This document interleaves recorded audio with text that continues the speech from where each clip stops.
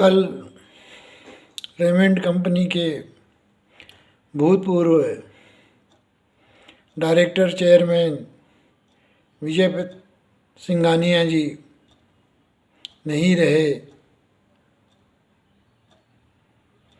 वो 87 एज के थे।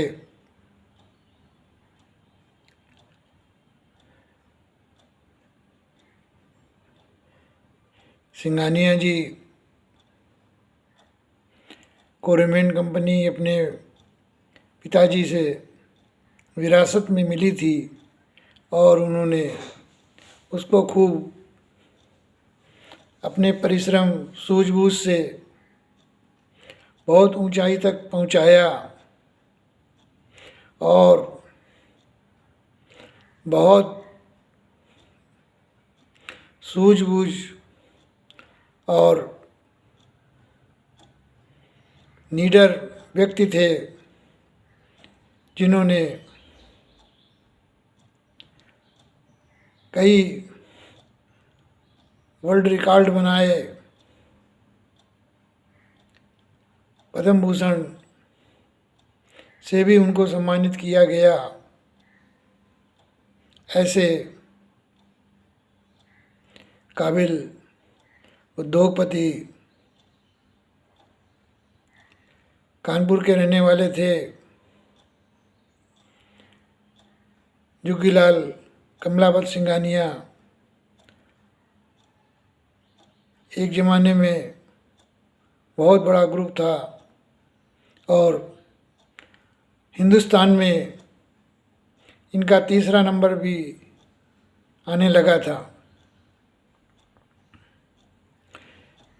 विजयपत जी ने जब उम्र हो गई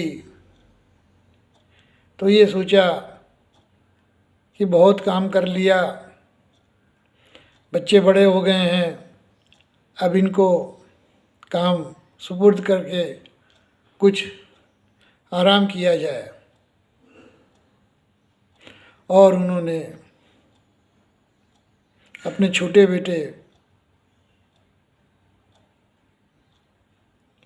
को अपनी कंपनी के 37 शेयर उसके नाम ट्रांसफ़र कर दिया और उसको सारे अधिकार दे दिया जो कि सभी पिता अपने बच्चों को देते हैं।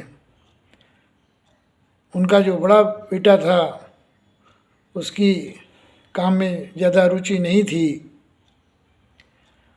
इसलिए अपने छोटे बेटे को उन्होंने काम में लगा लिया। जब बेटे के पास में सारे पावर अधिकार आ गए और सब काम देखने लगा तो न जाने क्या उसके मन में आया, क्या प्रारब्ध का खेल अपने ही जन्म देने वाले पिता को, जिसने अपने जीवन भर की कमाई परिश्रम का साम्राज्य तुमको हैंड ओवर कर दिया, उनके मार्गदर्शन में काम करने के बजाय उन्होंने अपने पिता को साइड में कर दिया। ऐसी परिस्थिति कर दी कि वो बोर्ड की मीटिंग में भी आना नहीं चाहते थे। बोर्ड के जितने भी अधिकारी थे सबको उसने अपने फेवर में कर लिया और उनका कोई भी निर्णय बोर्ड नहीं मानता था और वो अपने को अपमानित महसूस करने लगे। और उससे भी बढ़ कर के उसने उनकी सारी सुविधाएं ख़त्म कर दी और विजयपत जी को मजबूर हो करके किराए के फ्लैट में रहना पड़ा अपनी पत्नी के साथ में।